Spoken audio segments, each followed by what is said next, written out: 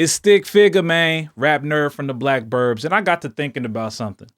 Coming of age for any young man is difficult, no matter what situation you're dealing with at the time, whether it's pimples and hormones, or if your clothes are cool enough to go to the mall and finally step to that girl you've been wanting to talk to. But it gets even further complicated by the informal borders that we have set up around us in our neighborhood, especially in the case of my man Propaganda. We got an opportunity to talk about it. Check it out. Shout out to my cousin Pookey. Okay. Well, thank you for your contribution, man, because it's kind of the centerpiece to what I'm trying to discuss throughout the record, right? Man, first of all, you are an incredibly dope rapper. That's just number one. Number one, you're an incredibly dope rapper. I got it on camera, bro. I already said it. You're an incredibly dope rapper. So Propaganda said I was dope, bro. I already know. You know. Humbled, man. Seriously, humbled, because I've been following you since back in the Gap, bro. I had a really good friend in my neighborhood who was really into Tunnel Rats. Oh, okay. So you know. Okay. I know. Like, I really know. That's tough, man. Shout out to my man Martinez, man. He from my neighborhood. Mm-hmm. And, because it was back when he used to listen to Grits and all of that. And he would be like, man, Christian. I listen to a lot of Christian hip hop. And I'd be like, man, it's probably bogus. Like, you know what I'm saying? Right? Yeah. All of that. But it was Tunnel Rats, Grits, and Boogie Monsters. Yup. That trifecta right there. Yup. And look. So what's crazy? Yeah, what's crazy is like it would be like when they were in, like, all three of them were like starting out in their heydays, like high school, like open mics and stuff. I was just in middle school. So like I'm a little bit younger than all those dudes, but like I was getting into, because I could rap. So I was getting into open mics, like I was at the spots. But I was looking up to all them dudes too. You know what I'm saying? So like when they co-signed me, because again, just the way Cali was, like I saw the Tunnel Rats. I saw him at Good Life. I saw him at the Project Glow. You know what I'm saying? That's where I saw him at. You know what I'm saying? Like, and it was one of those things to where it's like, you know, if you grew up, if you was in church at all, you could hear in the bars. You know what I'm saying? Like, who's all this? Yeah. But you could hear, I was like, yo, that's from Matthew. That's a reference from Matthew. You know what I'm saying? Like, it being like, for sure. Man, fools are hard, you know. And then obviously when Boogie Monsters like hit the scene, we were like, I was like, oh, it's over. Yeah. You can do it. You can do it. It can be done. It can be done. Yeah. Yeah. And the importance of being able to see that with your own eyes as people you can reach out and touch is such a big deal. You know what I mean? Yeah. Regardless of like what station you're coming from it at. Like for me, it was like the regional thing. Like being from the Kansas City area, we didn't really have a lot of representation. For sure. So to see like a Tech Nine or whoever your representative is, for sure, it kind of puts that fire under you. That's like, okay, I can do this. You can do it. Yeah, our scene was so vibrant, you know, and I think that like, that's something, like you said, that's something I took for granted. Like our scene was so.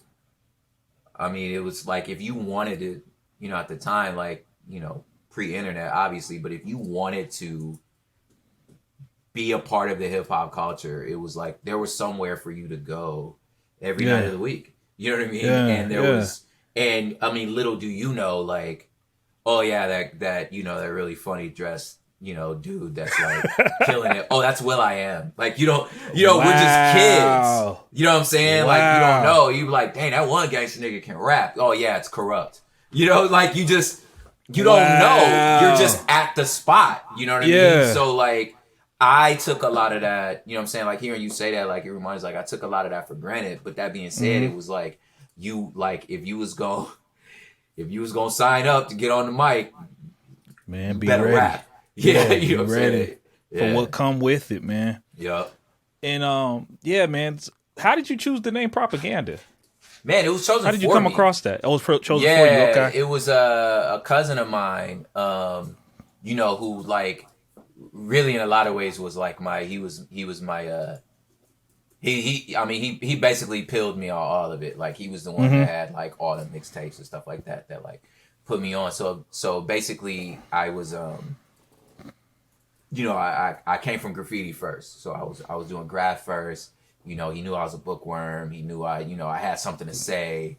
You know what I mean? And I was a Black Panther. So all of these things about like, I was always like more than just about what I was about. I was about all these different mediums and stuff. So he was like, man, you propaganda, So it just kind of came from there, and but it really was like, it was the graffiti thing. It was like, because you could hit props like real quick, you know what I'm saying? Because I was getting props and blah blah blah whatever, right? Got so you. Evolved into like, your whole name can be propaganda, Yeah, it had like a very like malleable ability about it. Yeah. You know what I'm saying? And so many different meanings. And that's always incredible in hip hop. Like whenever you can like flip it as many ways as you want.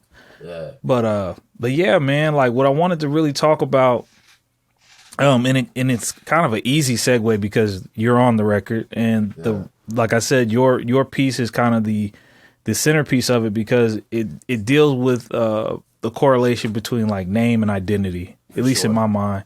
So when we talk about rap names, pseudonyms, nicknames, like I said, mine's growing up was Pookey, right? So, and I remember I'd asked my mom, the idea to name it that was, I was talking with my mother one time, and I was like, how you even come up with that? What do you mean? Yeah. What are the signifiers for why you did that? She's like, I don't know. I just call you that. Yeah. And then I started thinking about how in certain communities you get a nickname, you Tiny Scrap. Yep. You Stunted infants, Boots. it is infant Scrap. It's Big Scrap. Yep. And then when you get pulled over by the police, they looking for ID. Yeah. And they might even ask you what they call you, where you from. Yep. In these communities. And and I just think about the importance of a name, the importance of an identity when you're growing up in these environments. Did that ever hit you, or did you have a certain awareness of either how you were perceived as an individual, or how you were perceived by who you may have been represented by, what you represented? That's dope, man. I feel like, hip hop in regards to like, with regards to like what you're talking about, like allowed me to actually, I think in some ways, have a say in that.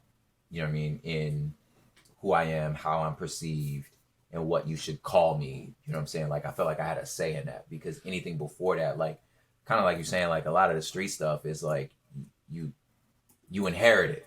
You know what I mean? Or it's placed on you in a way that it's almost like the name. I think in some ways, like the name's driving the ship rather than you driving the name. You feel me? So absolutely. Yeah, so I think, and then I think for me specifically, my dad, in the neighborhood I was born into, and his friends and my auntie's husband and her brothers, and you know what I'm saying, and or her husband's brothers and they family, like they were a lot more like certified and infamous, you know what I mean?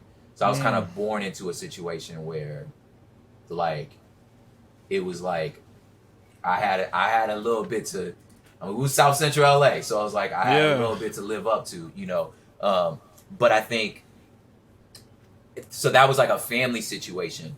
But the neighborhood I grew up in was Latino. It was like almost 100% Mexican with a splash of few Filipinos. So I think I ended up developing an identity, I think in a lot of ways, around this sort of like Cholo kind of like Spanish kind of culture, that I think at first I didn't realize sort of there was a little bit of racism involved in there. You know what I'm saying? Like some of the nicknames that they pulled up, not the easy ones, you know what I'm saying, that are like clearly racist. That are clearly like, racist. Yeah, not the easy ones, you know what I mean? It was some other things that I had to be like a full grown adult to be like, what did you just call me, fam? You know what I'm saying? Yeah. But since I was there at a young enough age to when we all sort of like came of age and then who started banging and stuff like that, like I was here long enough to where it was like he already one of us. You know what I'm saying? But the name I was carrying was like this. You know, he's a black dude that speaks Spanish that live on the Mexican side of town. You know what I'm saying? That come from this. So like I think in a lot of ways that identity even shows up now in my music. But I think yeah, you know, to your point, like hip hop was a place where, because like I said, since I wasn't really active like that. I was affiliated, obviously, because we all are, you know what I'm saying? But like, since I wasn't really active like that, I got to like develop my own reputation around like getting up on walls, you know what I'm saying? And like, and like, you know, jumping into the circles and like, you know, doing what I had to do. And the fact that like, you know, like I might be over here with these like vatos, they know like I'm not scared of them. I'm one of them, you know what I'm saying? Because I live over here, you feel me? You know what I'm saying? And it was just from where I was from, that was like it was just a unique sort of like thing. So I add that again, like that's carried into, you know, who I am as like a public artist now too. But yeah, for sure, like my name as a family member, you know what I'm saying? Yeah, I think that was something that I cherish because it was like, I know it was given to me out of love, but it was given to me. You know what I mean? It wasn't like I didn't have any say in it, you know? Yeah. I really like the idea that hip hop kind of gave you a way to carve out your own thing as opposed to what was being imposed upon you. Yeah. What do you think it took for you to find your individual identity with so much outside interference? Like it sounds like there was these very large pieces of your upbringing that a lot of people aren't strong enough to carve out their own identity under those same circumstances. What do you attribute that to? Man, I think you know, nature versus nurture, who knows, you know what I'm saying? Like, but I think that there's a part of me that like, if you already like the child of a Black Panther, you already like, I'm not having it. You know what I'm saying? So you already kind of have that little bit in you. Yeah. I think there's the LA in me that's also like, you know what I'm saying? Like, run up and find out. You know what I'm saying? Yeah. Come see about it. Yeah. But really, I think if I have to like truly reflect, I think it was being put in this situation where I was always kind of the only of my kind anyway. You know what I'm saying? Like I was in this scenario, I was in this situation where my neighborhood was like I said, my neighborhood was Mexican, my neighborhood was Filipino. So I was already in a place where it was like, I have to like stand on my square. You know, I have to be okay with who I am, you know, because I wasn't necessarily in an environment. You know, I got it from home. I got it when I went to see Granny, and then when I went back to the neighborhood I was born in, you know what I'm saying? We got that like sort of like strong Black community from there. Like I still was, you know, we were still on, you know, at Lamert Park and Crenshaw every Sunday, you know what I'm saying? But I lived in this environment that was, you know, not my culture, you know what I'm saying? So if I was going to have a sense, if you don't have a strong sense of self, man, you get all kinds of like, you know what I'm saying, internalize all kinds of like self-hate and stuff like that. And I'm like, that just, I wasn't going to live like that. You know what I mean? I think even in high school, I went out to a high school in the burbs when my parents split, you know, and it was kind of not an option. They were like, you have to go to the night school. You know what I mean? There wasn't an option, you know. You'd be forced on you again. Yeah, you know what I'm saying? Even with they dual custody, it was like, it don't matter. You could live wherever you want. Yeah. You gon' go to this high school. You know what I'm saying? Yeah, for sure. So so that was kind of our situation. So that was like high school in the burbs, you know what I mean? And like, I'm thankful for it, you know what I'm saying? Because again, it was the same situation where it was like, you know, I'm not going to be scared of y'all. Y'all not going to make me feel like, you know what I'm saying, that Black is not beautiful. You know what I mean? You're not going to make me feel that way. You know what I'm saying? It's wonderful. Yeah, but I'm also going to But I'm also, again, because I came from this Mexican, I'm already able to appreciate things that are different than me. So I'm already like, yo, I'm already curious. I'm already like, so what do y'all do on Christmas? You know, what do y'all, you know what I'm saying? Like, so, because I'm okay with me. You're not gonna make me feel no way. You feel me? But I think, I think it was being forced to live in environments that were like different than my own. Yeah, for sure. As time goes on, it seems there's these discussions that are happening around, you know, manhood, what it looks like, what it means. You got this manosphere, you got this alpha, beta, sigma, gamma, all that rhetoric that's happening. Yeah. And for someone like you who grew up in these communities, what would you say about the conversation, for one, and then for B, I guess, is there importance in this conversation? Do you find it to be more important that in practice manhood is defined a certain way?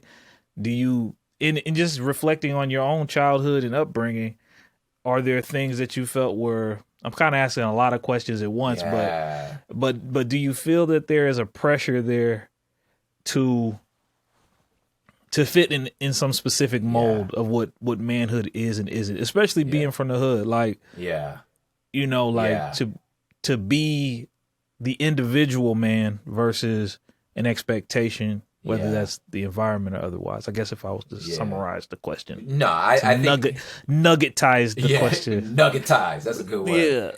Yeah. I think in terms of like the manosphere and you know, alpha males and stuff like that, I think, you know, I think a lot of the alpha stuff is based on junk science that's been debunked. So like, I don't know what you're talking about. You know what I mean? So I think that there's that. Absolutely. You know what I'm saying? So there's that. Do I think it's important that men, you know, as to not take away from anybody else, you know what I'm saying? It's not like men only. I think that's the part that another thing they're kind of missing out. But like, men should take responsibility for their actions. Men should, you know what I'm saying?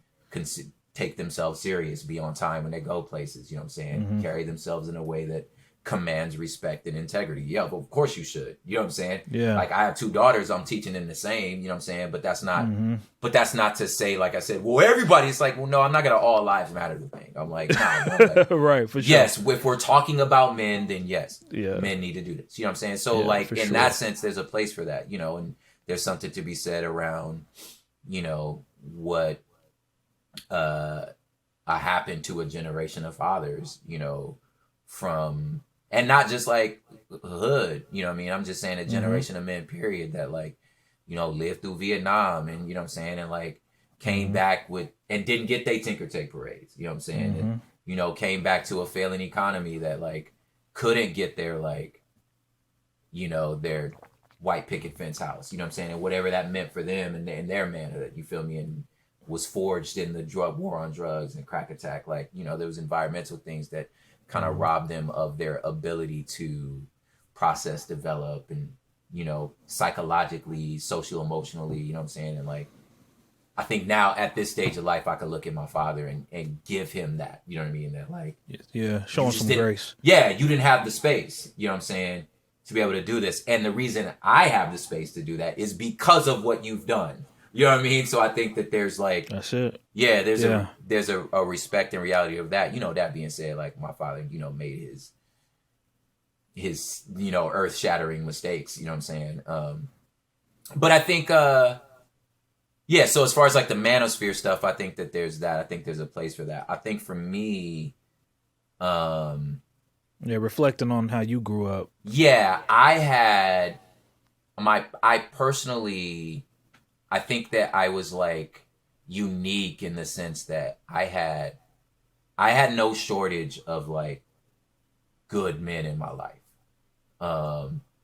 You know, good air quotes, like men that were doing their best, you know what I'm saying?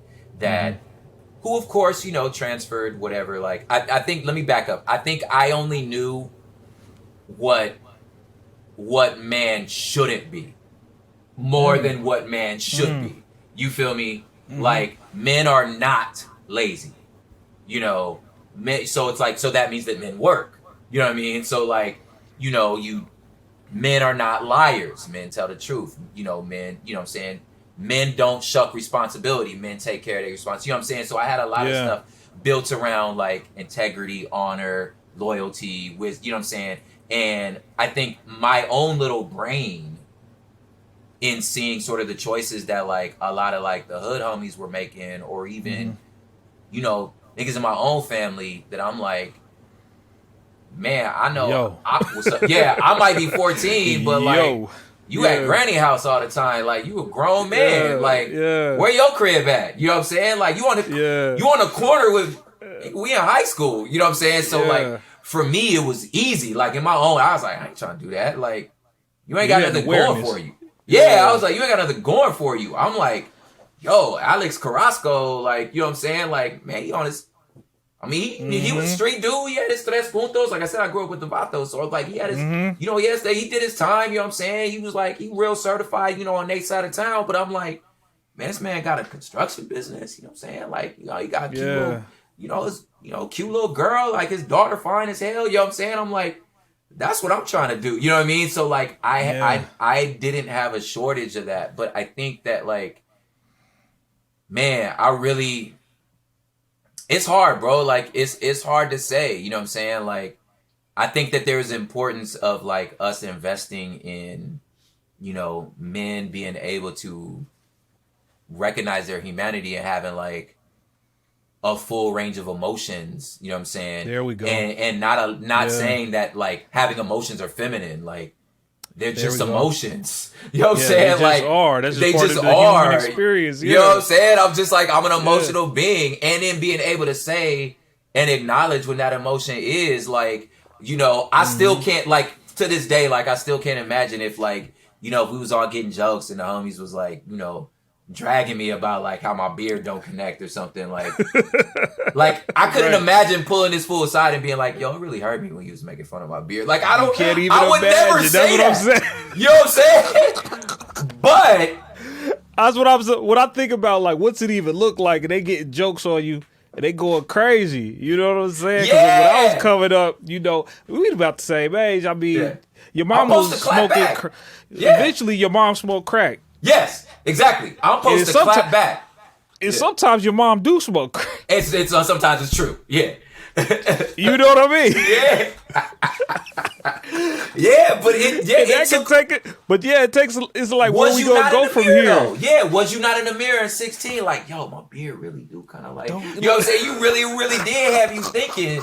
You feel me? You know what I'm saying? But like, letting our boys be like later on, like, hey, I know you was joking, whatever. Like, that's gotta hurt. You know what I'm saying? Like, being able to say it, like, a lot, bro. Hey, homie, you know what I mean? Like, you know, rather than just being like, oh man, you know I was playing, man. You can't take no joke. You know what I'm saying? Like not shaming our boys if they do have, like, you know, because then when you get married, which is probably like a situation probably like closer to us, like I like how many years it took me to explain to my wife, like, I think you just hurt my feelings. Like, you know what I mean? Not just like, I'm not just mad. You know what I'm saying? Like, why you just mad? Hey, why y'all ain't never clean up? You know, I'm just a grumpy man in the house. It's like, well, nah, fam. Like, yo, she hurt your feelings. Like, and you could just say it.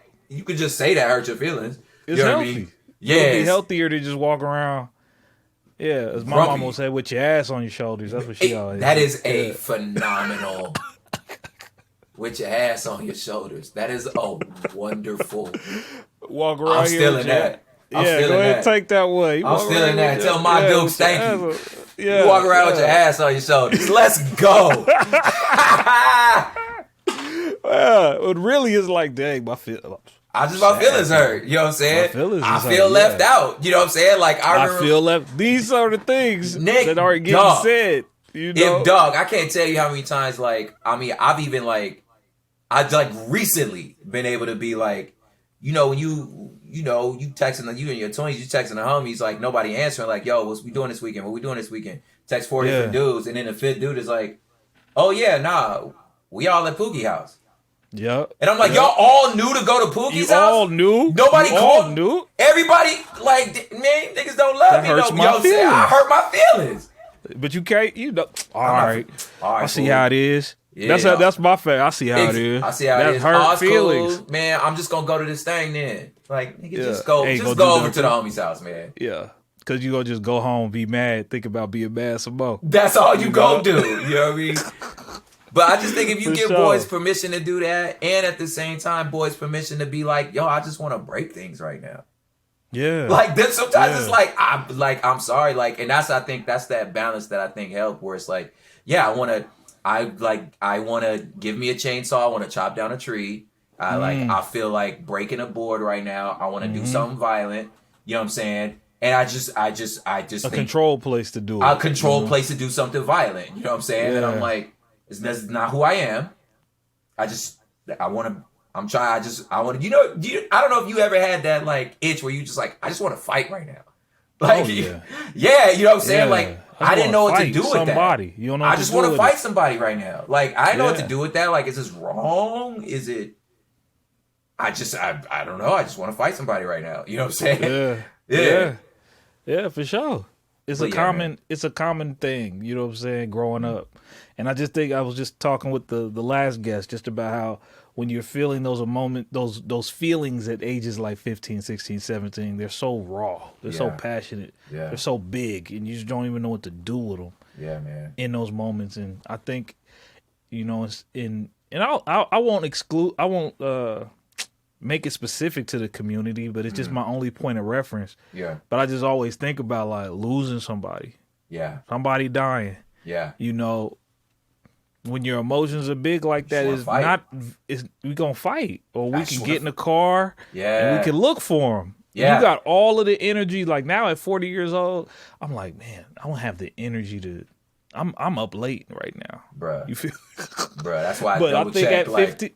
Y'all good with 8? Yeah. But like at 15 and 16, we could ride around this car and look for a sucker Let's just get active. Yeah. Let's get active. You got the passion, you got the energy. It's just absurd. It's raw. It really is. And again, like, man, praise God. Like, me having, like, I had that, didn't know what to do with it, but I also had, and I mean, it wasn't better, but like, I mean, it could have been. I had graffiti.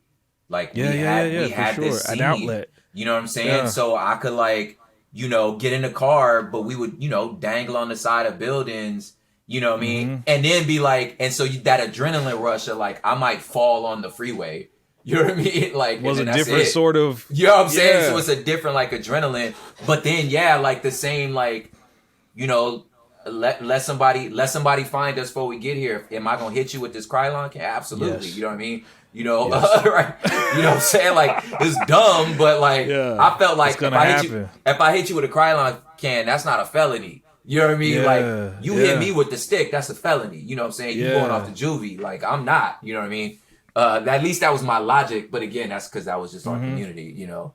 Yeah. But I think you know, to your point, man. Like, I think the damage, like the good things that like talking about manhood are doing is making us, like, you know, think about our choices. I think the damage is like, the danger is like trying to make this like one size fits all situation. There we go. And what I always crack up about them, specifically about them shows, is like, you know, they don't ever like, none of these men ever like listen to the women. Like, I'm just like, I saw one, it cracked me up. This mug cracked me up. They was like, well, how do we get some more intimacy, you know, in our marriage? Like, we want to have more sex, right?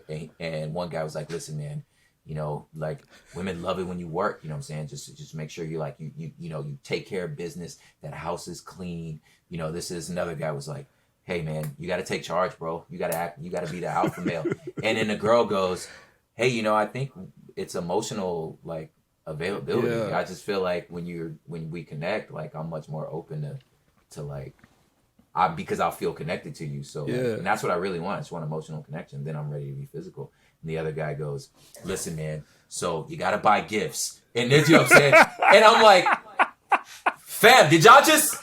Y'all didn't listen to the y'all ain't here. I'm like, isn't that the goal? Telling you. She just told. Yes. I was like, You want to take the scenic route. You trying to impress other men. And I'm like, And your manhood is impressing other men. And I'm like, that's not what I wanted to do. I'm not interested. I'm not interested. Yeah, like I'm not necessarily interested in impressing some other dude. Especially when the young fair dame just told us.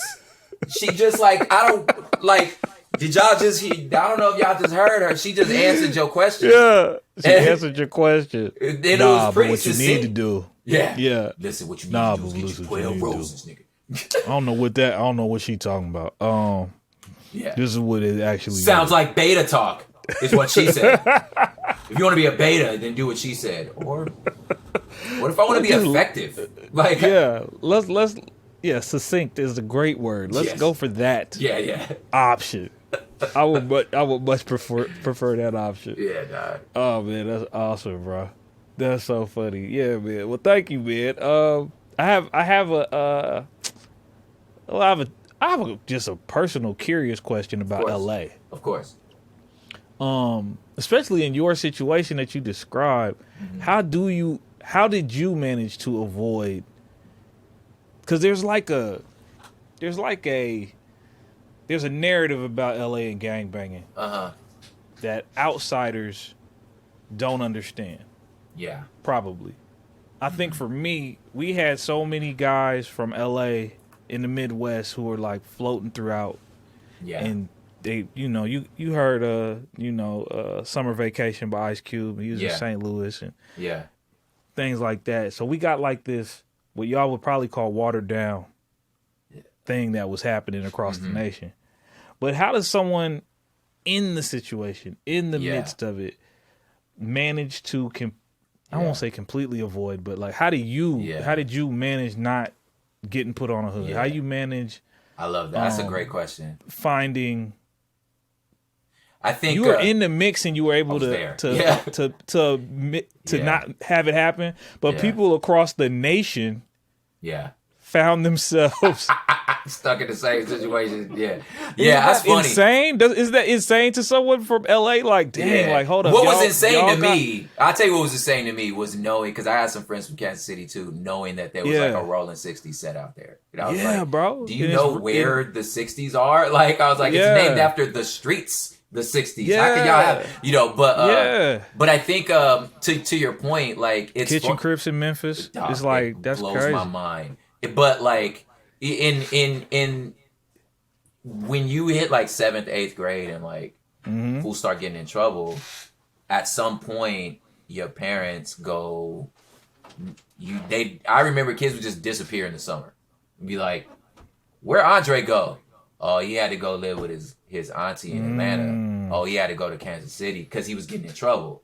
And the thought never crossed my mind when you had to go move with your granny in Kansas City that you just ceased to exist as far as I was concerned, right? But I was like, oh. He's out there doing Crip stuff. The thought never crossed my mind because I was like, how do y'all got Crips? I was like, nigga, we saw it happen. Like, saw it. You just didn't know that that's I just didn't know that's what was happening. It happened all the time. And then with like the Latino dudes. That's so funny though to think about. Like, you sitting there watching the actual seed. I'm watching it happen. Yeah. Like patient zero, basically. I'm telling you, I can name 4 homies like off to this day. I can name 4 homies that like I remember coming back from high school, coming back after after summer break and being like, where'd you go? Anybody seen Jerome? Like, where'd that fool go? Oh, he moved. I think he went somewhere like Arkansas or something. And I was like, man, that's crazy. All right, what we doing this? Movie gone. Yeah. You just out here. Forget. You know what I mean? He's out here spreading the virus. You just spreading the virus. And I know, like, with the Latinos where I was at, like, it was the same. You gotta go to Mexico. They sent them to Mexico. Dang. You know what I'm saying? And then little did we know, it was more dangerous out there than at home. You know what I'm saying? But like, we didn't know that. We just know you had to go work the fields in Mexico, you know? Anyway, so that's funny to that point. I think for myself, I think one thing that people should know is that as huge as the numbers were, still the vast majority of kids in the inner city didn't gangbang. Most of us did not. it was just a very loud 20%. You know what I'm saying? So the vast majority didn't. You know, so like it wasn't as hard as you think. Now, granted, it was unavoidable. Like it's unavoidable. This is touching your life in some way, unless if you were in the city, it's unavoidable. You know, so I think obviously the difference between not obviously, but there is a difference between banging and being affiliated or just being a family member. You know what I'm saying? Like, so, you know, all those things at that time matters. I think for me, there was, you know, the situation starts off with, like I said, like I came from like a family where of the aunts and uncles who were all pretty like certified. Since my father was the Black Panther, like, you know, he was the then he gonna come Stokely Carmichael on us. We bring you round. So they wouldn't, so they couldn't, because my dad wasn't having it. You know what I'm saying? Wasn't going for it. He wasn't going for it. Now that was in my family of origins, like neighborhood. You know, they were Crips. You know what I mean? But I think, again, luck of the draw in that environment. I was in a Mexican hood. So because I was in their hood, I can't go back to the neighborhood my family's from because I don't live there. You know what I mean? So there would always be an asterisk next to my name if I tried to get put on this set and I don't live out here. You know what I'm saying? How I'm gonna bust no missions? How I'm gonna put in no work? You don't live out here. You know what I mean? Yeah. So like it's already there. It's always like, you cheating, man. Like you can't, unless I was gonna set up shop in this Latino hood, then we're not gonna do that. But at the time, that the year during the time of like where I would have been the most active, like the black gangs and the Mexican gangs, they don't mess with each other. Along. They don't, you know what I'm saying? It was like, and the only way to keep the peace was to just stay out of each other's neighbor, just stay out of each other's way. You know what I mean? We'll get the bag, you know what I'm saying? Like, because the work obviously comes from Mexico. You know what I'm saying? So we'll be in these business transactions, but you stay on your side of the freeway, we stay on our side of the freeway, you know? So for me to set up shop, if I would try to set up shop in this neighborhood, I'd be starting a war. Yeah. You know what I mean? Yeah. So that wasn't an option. And since I was clearly not Mexican, you know what I mean? They was not finna put me on. They're like, you know what I'm saying? Like, we can't, bro. Like, you go get us all caught. You know what I mean? Like, we all know it's you. You know what I mean? So I think that like having sort of the environmental barriers kind of like played a role. But that being said, that got me, you know, affiliated in the sense that like if I get, you know, I'm walking home and like, you know, whatever Trece, you know what I'm saying, down the street, like, you know, catches me slipping on some like, you know, what you got on your backpack, you know what I mean? Or what's up on them shoes? If I hit them with like, I'll die for this backpack. And they're like, yo, where you from? You know what I'm saying? I'm like, I ain't from nowhere, nigga. I'll die for this backpack still. You know what I'm saying? Let's say they still run my shoes. As soon as I walk to my house, my neighbors, you know what I'm saying, who got their garage up, you know, Patrick and Junior and Oso, you know what I'm saying? They like, what's up, little man? You know what I'm saying? And, you know, what's up, me? And they're like, hey, bro, where your shoes? You know what I'm saying? I'm like, I don't know, man. If who's in there, like, who took your shoes? You know what I'm saying? So for them, since they affiliated and they like, this little man, he on our block. I don't care. He with me. You know what I mean? It's like, it's still that gangster mentality. It's like, this is disrespectful. This little man, I don't care if we put him on or not. He live on my block. So if you robbed him, you robbed us. So now I'm in the back of the Lolo, you know what I'm saying? Driving back around the corner, you feel me? And now I gotta scrap with Juanito here, cause Juanito got my shoes. Now, guess what? I'm part of that hood. You know what I'm saying? And it's really just because I wanted my bike back. I wanted my shoes. You know what I'm saying? And at that point, and from then on, man. You feel me? Or it's like, you know, it's tricky. I mean, you probably know the same story. It's at lunch, you know what I'm saying? Somebody step on your shoes. You know what I mean? And you're like, yo, homie, you know what I mean? And then he's like, fuck you talking to? Well, at that point, I have no choice but I have to break your face with my lunch tray. You know what I'm saying? Like, because I'm little, you know? Yeah. And I'm like, again, I'm in this, I don't know who, I can't tell them, like, the Mexican neighborhoods, like, the colors aren't obvious. You know what I'm saying? Like, it's not like you red, you blue. Like, I don't know who from what. You know what I'm saying? You have to just know. And since I don't, I'm like, all right. If this is what's going down, I don't know who down with who down whatever. I know Jason Rojas, my homeboy. I know he knows that if it's going down, I know him and Juan, you know, and John Perez gonna jump in because that's just my homeboys. You know what I mean? But I don't know. I don't know what John banged. You know what I'm saying? I don't know what John's brother bangs. But if I break this fool's face, you know what I mean? We definitely gonna find out. We gonna find out. You feel me? So now, guess what? Guess what? Because John Perez and Jason Rojas jumped in. You feel me? I'm with they hood now. You know what I mean? Yeah. So it's kind of for me. That's kind of how this stuff happened. That's how I made a lot of friends. But because because I was so much into music, I was into graffiti, I was doing that stuff. Like they knew I had my tagging crew. I was a part of this. Like I wasn't a part of none of the static. You know what I'm saying? You know, I ain't want no problems. And plus they knew that like, one, I'm not scared of y'all. You know what I'm saying? And two, the importance of that. Yeah, number one, I'm not scared of y'all. And two, like if it do go down, you know what I'm saying? Even though I'm out here by myself, I'll throw whatever fade I need to throw. They know where I live and who might show up.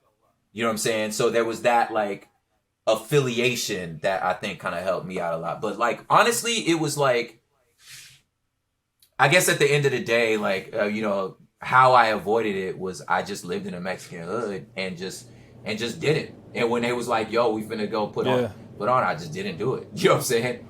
I do, as I'm rambling, but I think it's such a big question. Oh, this is very important though, because I think those kinds of details are what I kind of try to get at is that I'm sure you mentioned you went to the night school. Yeah. So I know you got to see how your counterparts were experiencing. Bro, I saw how they was living. The difference versus what you were experiencing in LA. Like, where did you end up going to school at? I went in the night school. In the Inland Empire, I went to Rancho Cucamonga. IE, okay. Yeah, I went to the IE. Yeah. So it was like 45 minutes. Like, it was a nice drive. My wife's people is from Riverside. Oh, worse. So it was an IE. Now once you get past Rancho, Yeah. Let me tell you something funny though, just to share a story with you. I got banged on twice in Riverside. I was gonna say, once you get to Riverside, you back in the hood again. Yeah, I was like, and I was so like, I was like, dang, like, because we didn't, you know, the program didn't run the same back home. Yeah. And my wife's people is from out there, and I'm out there in Riverside. I'm at the gas station. Oh no. And it was a brother, and I had my Kansas City hat on.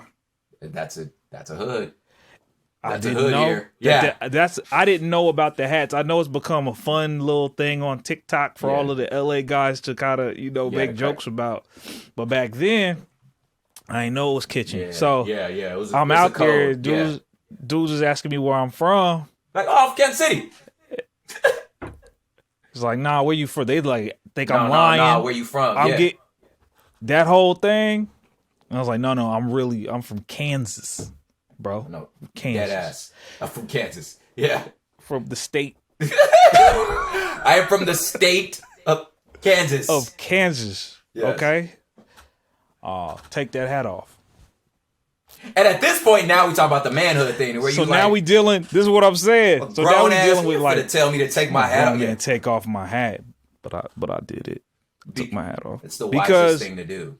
It was wise in the moment. I didn't know what was going on, but I remember telling everybody what had happened, and it was just like, oh yeah, I probably.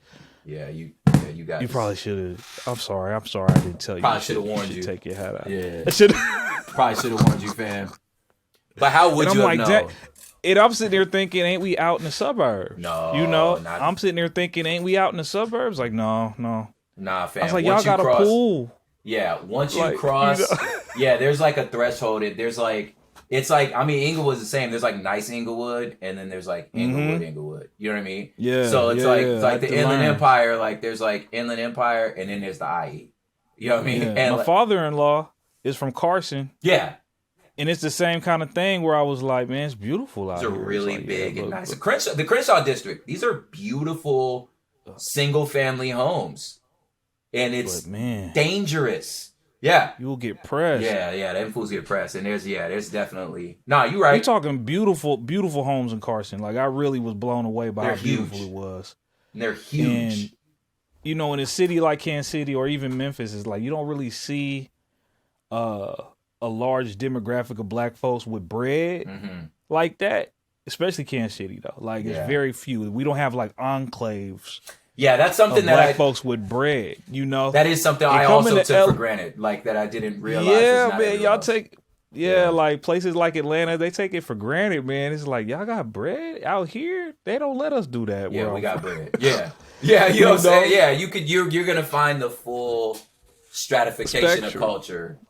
Yeah, So so like actually I rapped about this story a couple EPs ago.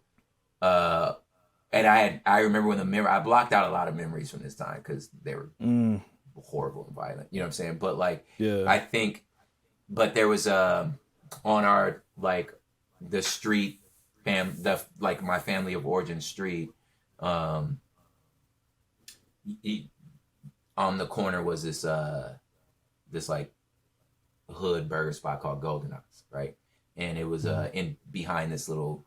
You could take this little alleyway to get there, right? So we had on that street, we had like 2 homes on the street that were like family. So there was my grandma and then my uncle's parents' house too. So like my uncle by marriage, you know what I'm saying? So they were down the street too. So we were all on the same street. So but across the street were all the boys that Granny says you're not allowed to play with. But they're all gathered. Like they're all kicking it and slap boxing and playing Nintendo. I'm like, I have to go over there. Like this is where the fun is. And I remember specifically some of my other cousins just looking at me like, don't do it. You're not built for this. Don't do it. You know what I mean? But I'm going over there, whatever, right? So anyway, they all decide they're gonna go get some French fries at the Golden Ox. So we go around the corner. I'm in the alley. As we in the alley, you know, click clack, the Lolo pulls up from the other direction, pops the trunk, you know what I'm saying, and just like an armory of weapons. Yeah, I'm like 10 maybe. You know what I'm saying? Just an armory of weapons. And they're just talking about like, what's the next move? Like, what we finna do? Like, nobody's fazed by this. You know, I already knew I wasn't supposed to play there. And then I left. Not only did I not supposed to go over there, I left to go with them somewhere. And now I'm in a situation where I was like, they told me not to go. My granny told me not to go over here, right? So at that point, them dudes are like, they're just like, they know what they signed up for. Like, it's finna go down, you know? So I remember specifically the thought crossing my mind that like, I might not make it back. I remember being 10 years old, being like, I may not make it back home today. And just like, did the little slow, like while they talking, just kind of disappeared. Kind of rolled out. You feel me? But look at how much self-awareness you had at that age. Though, to know that was something that you weren't interested I was like, nah, in. I'm you not know what I'm saying? Because they were so like unfazed that I was like, oh yeah, we're different. You know, we're different. We're different. That's it right there. Like being able to notice, like, hold up, I'm not this person. I did not sign. I ain't signed up for this. Like it was cool. Yeah. It don't matter that much to me. Y'all can have y'all fun. Yeah. You know? That's something. But it's like that's something I experienced as well growing up. Just kind of feeling like I wasn't being recognized, I guess, or accepted in certain circles, and then you get over into the circle. And it almost seemed like it was the coolest, like you said, it's the coolest circle, though. Yeah. Like the guy who skips second period. Yeah. Like shows up, gets lunch, and he rolls and up. then disappears. Yeah. It's like, yo, who is Cuz though? I need to go holler at he him. Like life, and homie. kick him, he living the life. Yeah. And then you get in the car with him. He's comfortable with things that you're not comfortable with. Yeah. You know, he's comfortable beating. For me, it was I saw a dude beat an old man, beat an old fiend. We were kids. Yeah. I think we were like 15 years old. And the old man owed him something of maybe $20. Just something stupid, yeah. Yeah. And he beats this man. And he just gets back in the car, and I said, dang, man, I feel bad for dude. And the dude look at me and say, feeling bad for no cluck, bro. Yeah. That was I it. said, we're different. We're different. Yeah. I don't feel this way. Yeah. I was like, I don't feel... Yeah, I remember sitting on the porch, man. Oh, Yeah. sitting on the porch, like, again, trying to be with him. Yeah. And like, I remember feeling like, first of all, I feel like these dudes gossip a lot. Like, y'all just all... That's also very important to note. Yeah, like, y'all just be gossiping about, like... And I was like, man, like... Yeah. I wasn't at that party. I don't know what he said. Oh, did you hear about... Like, no, I didn't. You know what I'm saying? And first of all, feeling like I can't keep up. And then as homie telling the story about how, this fool felt so disrespected about this. And I'm listening to him, and I'm like, where's the disrespect? Like, what? I didn't That don't seem like... Even in the retelling of the story. Even in the retelling of the story, I was like, that seemed kind of childish, man. Maybe you just misunderstood him. Like, it just didn't seem like... I don't see like something to scrap over. Like, yeah, I'm not mad at that. Like, I just... Yeah. I mean, maybe I don't know. You talking to my girl, I'll be like, first of all, nigga, that's not your girl. Yeah. You want her to be she not your girl. Like, what did you talk? Yeah. Like, it's just weird stuff like that. I'm like, yeah. Did your that. otherness ever make you feel isolated though? Oh, or absolutely. Did you feel? Absolutely. Yeah. I felt like a weirdo for a long time. Yeah. I felt like a weirdo, and now listen, like, to bring it full circle, I felt like a weirdo until Project Load. Until Freestyle Fellowship and Abstract Rude and going to these open mics and like I felt like a weirdo until I saw a room full of weirdos, and I was like, yeah, oh, these dudes, you found your tribe. I found them, and they have a future. I'm like, these guys have a future. I was like, they're using their talents. We're not like again, this is Crenshaw. It's 44th and Crenshaw. It's right in the 40s. Like, so we not scared. You know what I'm saying? Like, it's just, but we are like, we're making I think I was young enough to not be the ones doing it, but old enough to realize that I'm seeing history being made. Like, I think I was, I remember specifically Ahmad at the... Oh, wow. I remember seeing him rap at like this place called the Temple Bar, like the Little Temple. I remember I remember Will I Am coming from a session. We used to do beat battles, coming from a session with Justin Timberlake. He was like, I just had a session with Justin Timberlake. And we were like, weirdo. But then he starts hitting his beats and you were like, so you have a sense that like, we're making culture, we're building culture here. But I definitely was like, this is lame to me. You know what I'm saying? Like, and I'm just not interested in it. Like, I just don't care. Like, I don't care about this party. I don't care about what they doing. Like, I don't care what they doing. You know? But yeah. That's incredible, man. Well, in wrapping it, I have two questions. Okay. If you were to... Oh, yeah, okay. The question is this. It's one of them sci-fi movies, right? Okay. Where your adult self is able to see your young self at a pivotal, emotional point in their young adulthood. Okay. And in the movie, they have to, it's got to be dramatic, so the portal is closing before you can go back. Okay. And share this information with your younger self at this pivotal moment. Mm-hmm. And then once they get over the initial shock that it's you from the future and you're convincing the younger version of yourself that it's really you. Mm-hmm. Like, it's really me. It's not figment of your imagination. This is really happening. And I got to tell you this, and please listen to me. This is very important. What do you tell young Prop? Wow. Man. Do I have to think of a specific pivotal moment or just like... If that helps, yeah, if that helps. I think that there's a season. There's a time in my life even. where, I think it would be like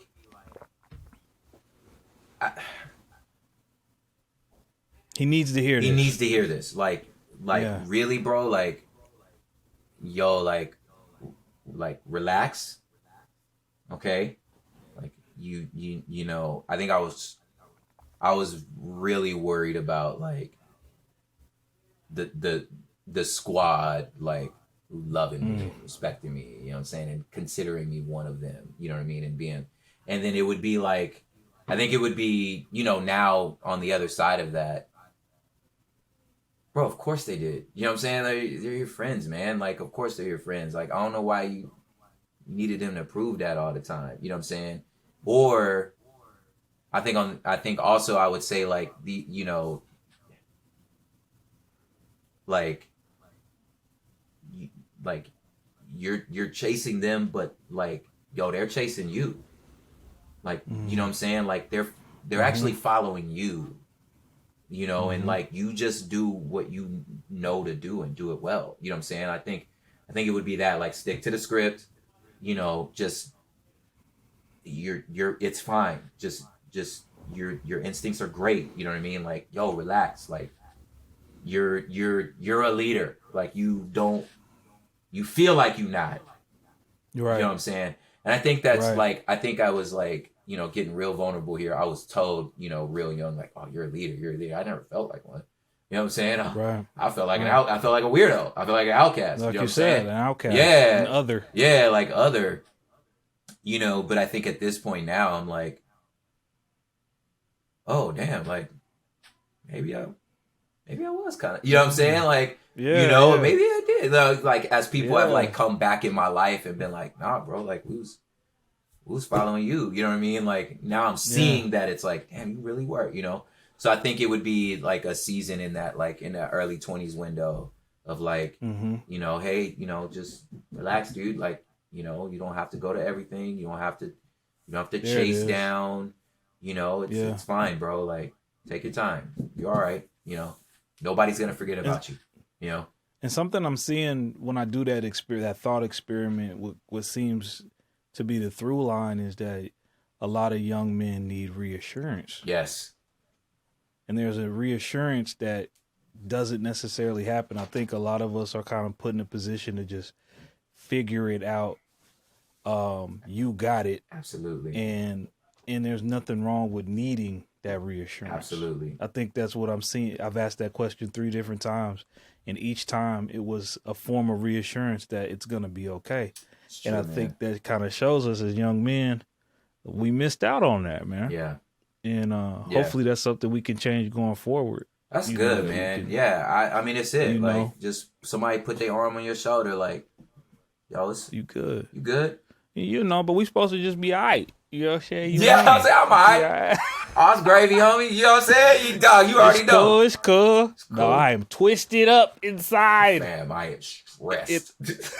I am stressed. I am 17 and I am stressed out. I don't know what to do. No. Somebody tell me what to do. Shout out to my cousin Pookey. Pookey. First, I want to thank all my guests for being so open and honest with me and having a conversation. If there's any thoughts you want to share with us, go ahead and leave a like or comment in the little box underneath where you leave comments and stuff. And Pookey out now. Play this in your whip, shawty.